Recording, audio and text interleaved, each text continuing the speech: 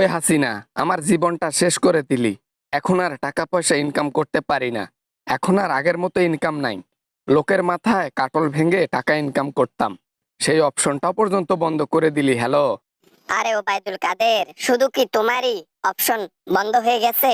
আমারও তো অপশনটা বন্ধ হয়ে গেছে। কি করব বলো? আগের মতো টাকা ইনকাম আমিও করতে পারি না। বলো তো তুমি কেমনে ক্ষমতায় যাইতে পারি আবার? না না না ম্যাডাম, আর ক্ষমতায় যাওয়ার কোনো দরকার নেই। এর আগের বার কোনো রকমে বেঁচে ফিরেছি।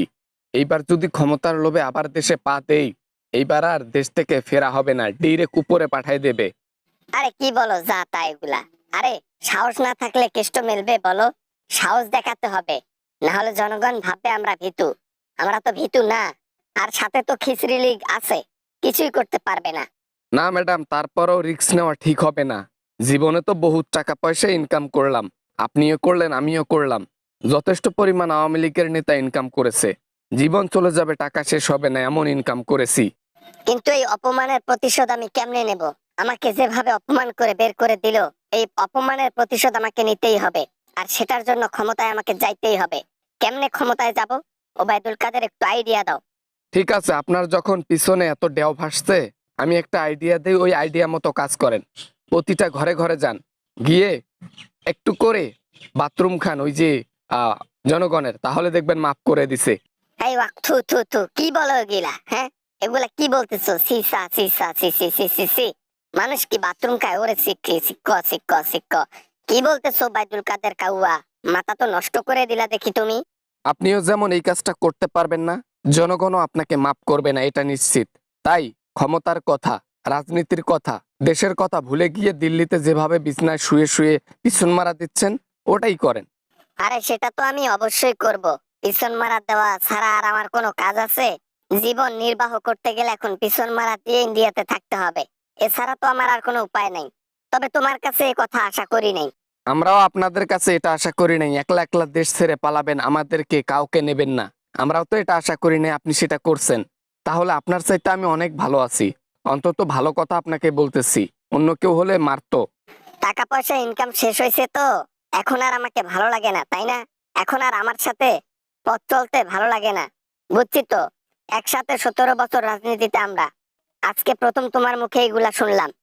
আরো কত কি শুনবেন, একটু ধৈর্য ধরেন। আরো অনেক কিছু শুনবেন।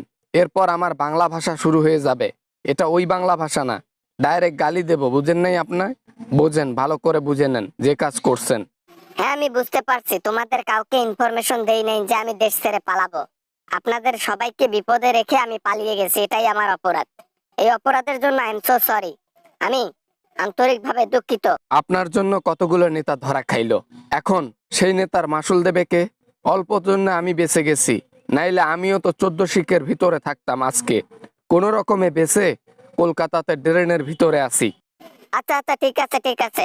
ফুলটা রেখে দিলাম, আর কথা না বলি, কথা না বাড়াই, এটাই ভালো। রাজনীতিতে যাব তো, যখন যাব না তোমাকে কল দেব, আমার সাথে চলে আসিও। ঠিক আছে, ভালো থাইকো। আপনার সাথে পথ চলার প্রশ্নই ওঠে না।